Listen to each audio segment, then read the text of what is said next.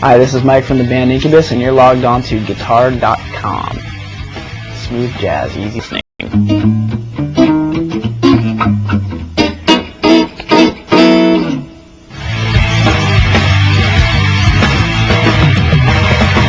Isn't it strange that a kiss could be an enemy? I probably use most. I use this digital delay pedal that Boss makes. It's just a digital reverb / delay pedal, and it's got a bunch of different settings on it, and I change it all the time. Like a lot of the songs that we play are I have little dots marked on the thing, and I just, for different songs, like this delay speeds, like we play to a lot of times the band plays to my delay. Our drummer has me cranking through his monitors every night so he can hear the tempos that I'm playing at. It's kind of like playing with a click track. It kind of, like, sometimes it's really weird, like if he can't hear me, it's like we'll get out of sync and it'll sound all screwed up, but most of the time I'm pretty good about it.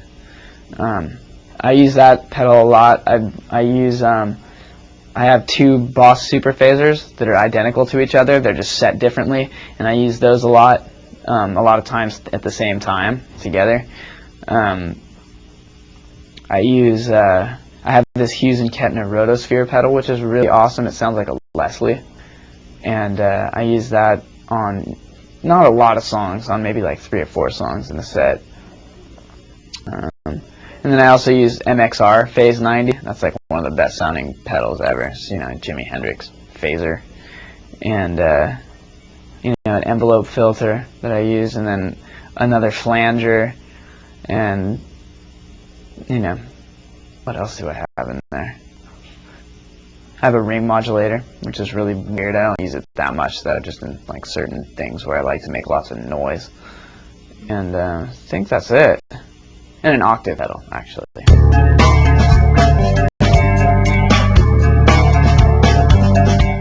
I grew up listening to the Police, and I started doing stuff like that, not really noticing that was where that came from, you know what I mean? Like where I guess I just kind of adapted like a liking to that type of sound, and then I would write all these guitar parts, like especially after I recorded Make Yourself, and I would go back and listen to Police records and be like, whoa, it sounds like Andy Summers. But I definitely would attribute it to that. A lot of it too has to do with Eric Johnson too, because he does a lot of stuff like that.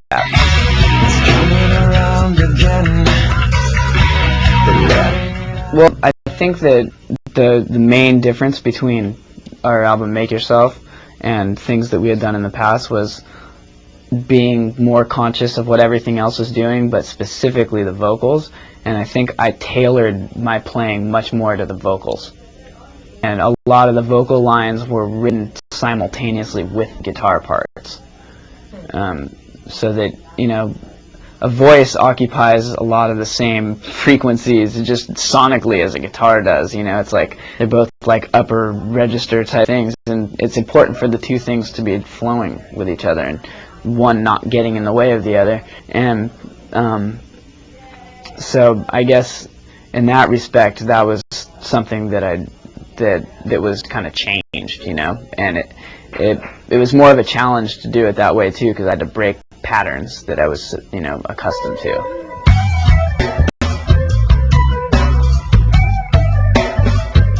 That was a song where, as a band we would get into habits of doing things, like when we did our newest album, we didn't want to like just repeat things that we had already done before. And in The Warmth, it's like this cool kind of like vibey type, almost like reggae feel to it, sort of. And then it goes into this chorus part, and everybody in the band, or certain members of my band, wanted us to go into like this big heavy thing, and I was like, no, let's do something totally just like textural, and keep it kind of in the same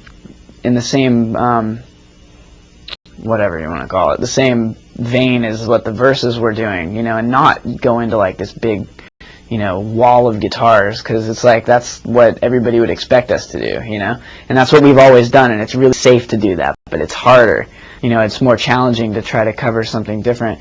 And so instead of going into like the big power chords, I go into this thing where I can't really do it as is right here, because it's like I'm playing these chords. It's like this. It's these chords right here. These. Oops.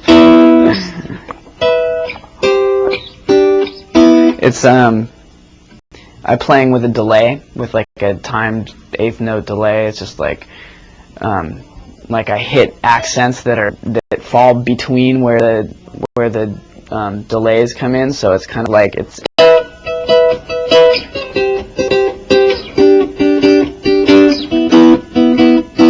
But I'm just imitating actually delay that's on there. I'm actually only going.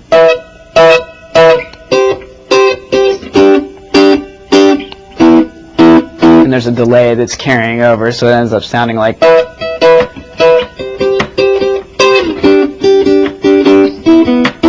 And it's kind of like a textural thing that flows over, the bass and the drums are kind of playing more open and heavier. But I didn't want to go in and start playing like, big power chord. I wanted to do something that was just kind of more ethereal sounding. And that's kind of an example of something that I would have probably done differently, years ago. I would have probably just gone in and started playing like the heavier stuff, because it's easy. It's easy to do that. It's just, it's like at this point, if I were to just jump into something like that, it's almost like I'd feel like I was copping out of something. Because it's just the easiest thing is to just go do that.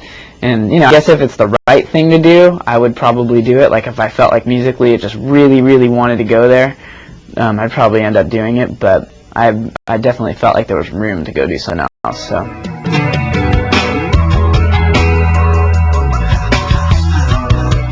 I studied music.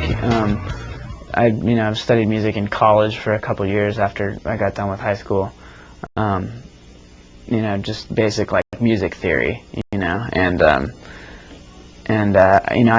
studied piano when I was, a little kid, and I always grew up around music. My mom's a musician, and so I've just been, I've just had music coming at me from a lot of different areas. So, just friends, family members, things like that. So I've just kind of always had like not necessarily the most technically skilled knowledge of music, but I've just always been exposed to things. My mom used to force me to go to see the Philharmonic. I was like 5, and I used to be like, no. I'd fall asleep within half an hour, but now I actually enjoy it, because I kind of understand what's going on, and I like to listen to all the different things working together. It's actually turned me on more to what the other instruments in my band are doing, and not so much just what I'm playing as a guitar player. Like, earlier on in our band's career, like other things that we've done in the past, I'd typically be way more concerned with like what I'm doing than what everybody else is doing. And as far as like going to music school and learning about like different things like arranging and how like how orchestras, how things are orchestrated together with numerous instruments and stuff, like it gave me a totally different perspective on how a band is totally different than an orchestra, but in the same respect it's like everybody's working together to produce a sound. And so it's like the guitar has its place just as the violin has its place in the orchestra, and they all have to work together, and it's not necessarily always about what one thing is doing. So I kind of wanted to, like on our more recent recordings, I kind of wanted to like just sit in more with the band and not try to be a show off or anything like that. It's more like a principle, you know what I mean? Like a way of writing music where like there's not like a lot of guitar solos, for example. Like I'm more of a rhythm player. I think like just I think having the knowledge of what's going on around me all the time, and just trying to find like where my place is, with whatever's going on musically.